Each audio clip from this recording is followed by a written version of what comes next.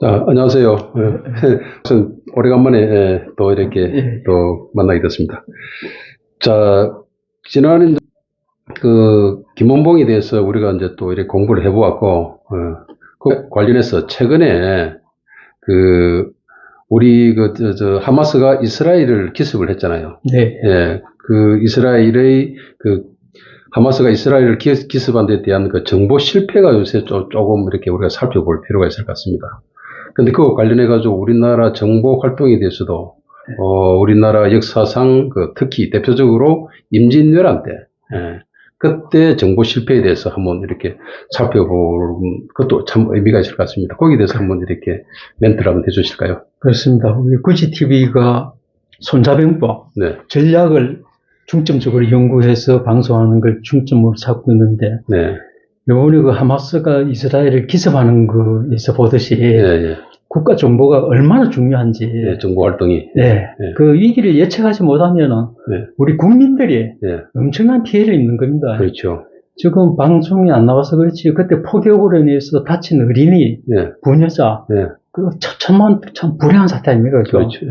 우리나라도 항상, 우리나라는 한반도의 지정학적 위치 때문에 이 전쟁의 위험을 안고 살기 때문에 그렇죠. 국가 정보가 얼마나 중요한지를 긴밀히 인식을 해야 됩니다. 우리가 6.25 전쟁이라든가 그렇죠. 역대로 이럴 때 다 정보 예측에 실패해서 엄청난 어려움을 겪었지 않았습니까? 네. 그래서 최근에 하마스의 기습을 보면 우리가 정보기관의 이상적 목표로 매일 모사들을 입에 달고 살았는데, 그렇죠. 모사들도 한순간 방심하니까 이런 위험에 봉착하잖아요. 맞습니다. 그래서 우리나라도 역사적 사례가 많이 있는데, 6.25 전쟁 때는 다음 기회에 좀 우리 독자분들한테 자세히 말씀드리기로 하고, 오늘은 임진왜란 때 서해 유생영 선생님이 쓴 징비록에 임진왜란 선조 때 선조 때 임진왜란이 발생하기 전에 그때 정보 실패를 어떻게 했는지, 그걸 우리 독자분들께도 많은 상식적인 이야기인데 한 번 더 리마인드 하는 차원에서 좀 살펴보면, 임진왜란이 일어나기 전에 그러니까 외국어가 정면 가도 명나라를 칠 테니까 길을 열어달라, 이런 식으로 요구하면서 전쟁을 일으킬 가능성이 많으니까, 그때 우리 선조 임금께서 황윤길 가는 분하고 김성일 가는 두 사람한테 두 양반이 일본에 가서 좀 적정을 살펴보세요. 이래서 이게 진짜 일본 놈들이 전쟁을 일으킬 것인지, 그래서 통신사로 그 두 양반을 보내게 됩니다. 그렇죠. 그래 보내게 되는데 그 두 양반에 가서 정찰하고 온 결과 보고서가 극과 극으로 상반된 보고를 한 거예요. 맞습니다.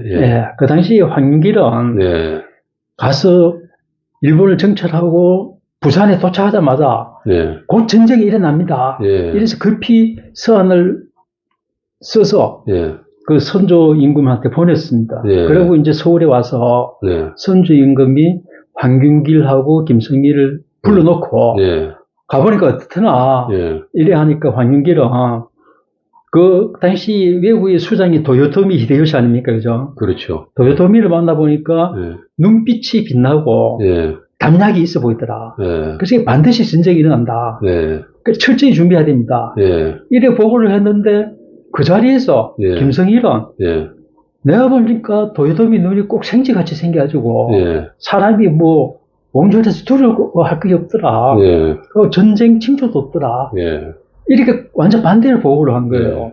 그때 동인과 서인의 어떤 당파 싸움, 당파적인 입장. 그 당시에 이제 김성희는 동인이고 집권 세력이죠. 오늘날 요새 정파적인 입장하고 유사한 것 같아요. 유사하죠. 그러니까 지금 이스라엘 내부 정황도 자세히는 모르지만 저 안에 자기들끼리 권력 싸움 하다가 국가 안보를 소홀히 한 거 아닙니까, 그죠?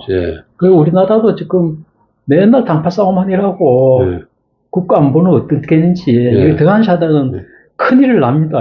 그래서 국민들이 정신을 바짝 차려야 되는데. 그럼 그 당시에 이제 황윤길, 그 다음에 김성일, 그때 이렇게 통신사로 갔다 오고 나서, 그때 좌이정 유승용이가 또 이렇게 나름대로 역할을 한 것 같은데. 그렇습니다. 그래서 그 징비록에 보면은 네. 그 두 양반이 이제 상반대 보고를 하니까 그 자유적 유선혁이 그 보고가 끝난 다음에 김성일이 손을 잡고 아니 전쟁이 일어나려면 어떡하려고 그렇게 보고를 합니까?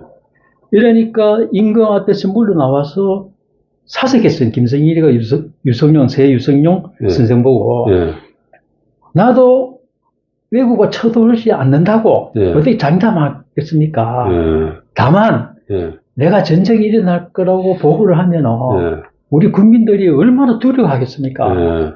그래서 나는 이렇게 보고했다. 그러니까 이게 첩보 보고의 방법 문제입니다. 첩보 보고라고 하는 거는 상관한테 보고할 적에 객관성을 보고해야 되는 거예요. 그렇죠. 근데 자기의 주관을 넣어가지고 그리고 모든 정부 실패의 가장 큰 원인이 그겁니다. 만약에 6.25 전쟁 때도 그랬어요. 그때 육군 정보국장이 장도영인데 그 당시 전투정보과에서 전쟁 발발 가능성이 많으니까 이걸 빨리 준비하다 이래갖고 그런 전쟁위험 보고 정보 보고를 찾고 다니까 장도영 국장이 그때 짜증을 냈다는 거예요. 그렇죠. 야, 이 양반들 전쟁 난다는 건 누가 모르나 이런 거 해서 우리 사람들 좋아하겠느냐. 그 유양수라고 그때 전투정보과 있던 분이 그래 회고를 한 거예요. 그런 식으로 말하자면 평화시대에는 전쟁이 일어난다 하면 아무도 안 좋아한다는 겁니다. 왜냐면 전쟁이 일어나면은 뭐 우리 김 박사님도 그렇고 저도 군대 갔다 왔지 않습니까? 그렇죠. 군대에서도 훈련한다고 군장 싸다 하면 딱 귀찮은 거거든요.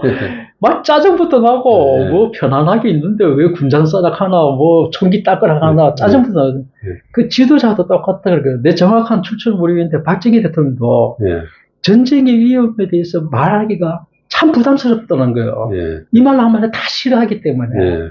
그렇지만은 그거는 말을 꺼내야 됩니다. 이때도 김성일도 내가 이 말하면 국민들이 안 좋아할 것 같아서 말을 안 했다. 이거는 말이 안 되는 거죠. 사감이 들어갔다. 그래서 그 징비록을 보면은 전쟁이 일어나니까 서조가 김성일이 저놈 나한테 거짓말로 보고했다. 잡아와라. 이렇게 체포명령을 내리는데 그 체포명령을 내리는데 다행히 전쟁이 일어나니까 김성일은 경상도 지방에서 열심히 싸웠던 거예요. 그래서 이제 그때도 체포명령이 떨어졌을 적에도 열심히 싸우고 있으니까 또 뭐 뜻이 가상하다 이래갖고 번복돼가지고 그냥 그 놔뒀거든요. 그런데 이게 나중에 그 이조실록 선조표를 보면은 또 구절이 나옵니다. 이 관련해서 선조 28년 2월 6일 날 기록을 보면은 그 선조와 그 신임하던 이항복 선생 있지 않습니까? 이항복. 그 이항복 선생한테 야, 그 당시에 어째 그렇게 두 사람이 보고를 다녔는가? 이러니까 이항복 선생이 그래 그때 두 사람이 보고하고 나서 자기도 김성일한테 왜 일본이 쳐들어오지 않는다고 보이느냐? 선조한테 아니 그 선조한테 그 말을 듣고 이항복이가 그러니까 이제 선조한테 복명을 하면서 그렇죠. 그 당시에 자기도 김성일한테 물어보니까 김성일이 여럿이 모인 자리에서 불필요하게 불안을 조성할 필요가 없을 것 같아서 그렇게 이야기했다. 그렇게 이야기했다는 겁니다. 그래서 우리가 이 역사적 사례에서 국가정보활동의 중요성, 그리고 우리 국가정보하는 사람들이 미리 상황을 예측하고 이러면은 다 막 싫어하고 그렇지만은 정부라 하는 건 진실되고 객관적으로 보고를 해야 되거든요. 그렇죠. 그 이 대표적인 우리의 정보 실패다.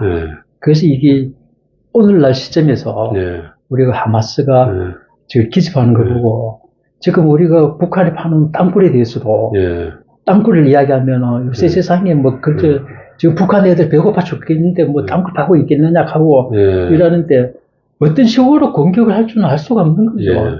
그리고 우리가 좀 우리 저 국지TV가 손자병법이라든가 국가 전략상으로 중점적으로 하는 방송인데 뭐 우리라도 이렇게 방송을 해서 그렇지 그런 의미를 두면서 그 국민들한테 좀 환기를 시켰으면 좋겠습니다. 그래서 보면 경제학상으로 봤을 때 또 우리가 통상 시장 실패라고 하듯이 사실상 시장 실패보다 더 국가의 안전에 위험이 되는 것은 정보 실패라고 할 수 있겠죠, 그죠? 그래서 정보 실패에 대해서 우리가 나름대로 살펴보면서 우리 국민들한테 또 나름대로 일종의 그 어떤 경각심을 제고하는 그런 좋은 기회가 되었으면 좋겠습니다. 네, 여기까지 하겠습니다.